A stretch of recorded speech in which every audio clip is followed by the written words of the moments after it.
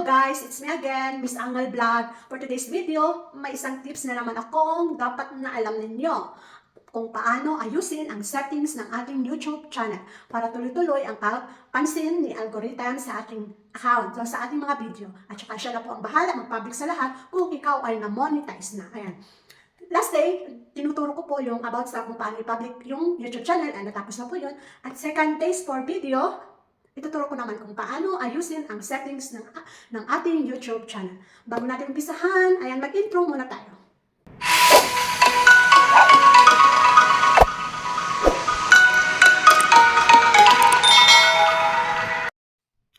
Ayan guys, andito na tayo sa ating wall. Hanapin natin ang Chrome kung may browser kayo.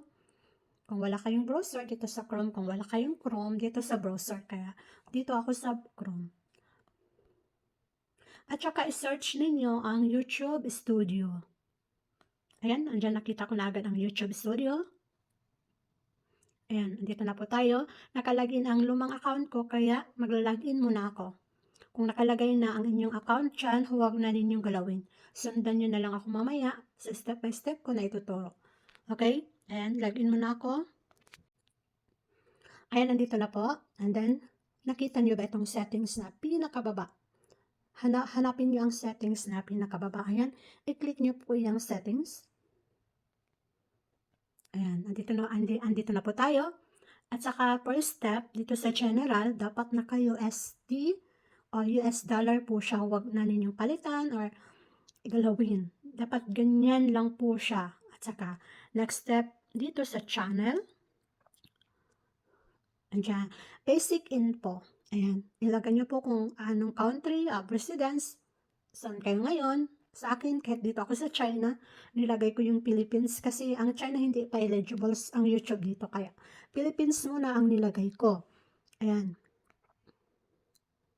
At sa keyword, dapat i-ano ninyo kung anong ilagay ninyo, kung anong title ng mga sa mga video ninyo. Ayan, andito po sa akin, lifestyle tips, idea, ganyan po. Ilagay ninyo kung anong title ng mga video ninyo, lahat ng mga video ninyo, kung anong mga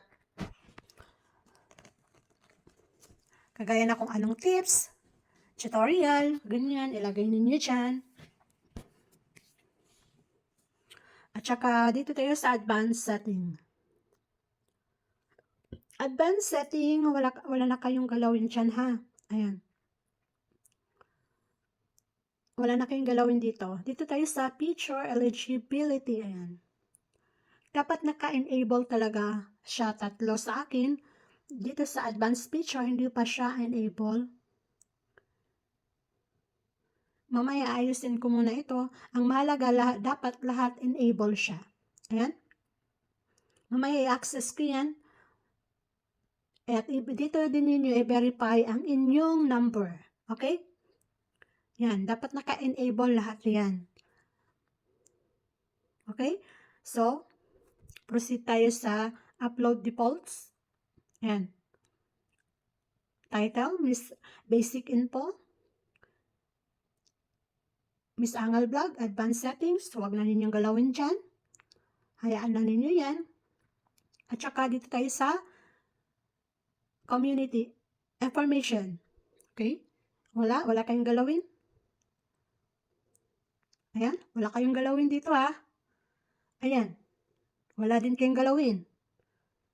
Ayan, wala kayong galawin. Ang mahalaga yan, ang naunang step ko na galawin ninyo, yun na lang. Pagkatapos yan guys, nakita ninyo itong save. I-click ninyo yan para ma-save yung ginagawa nating pag-aayos ng ating settings. Okay? Nasundan ba natin lahat? Ayan po guys, kung nasundan na ninyo, sana nasundan ninyo ang step by step ko na pagtuturo dito. Ayan. Kung nagustuhan ninyo ang video na ito, kung natulungan ko kayo sa video na ito, please give me a thumbs up and don't forget to subscribe and hit the notification and para lagi kayo updated sa aking mga video. Thank you for watching guys. Bye!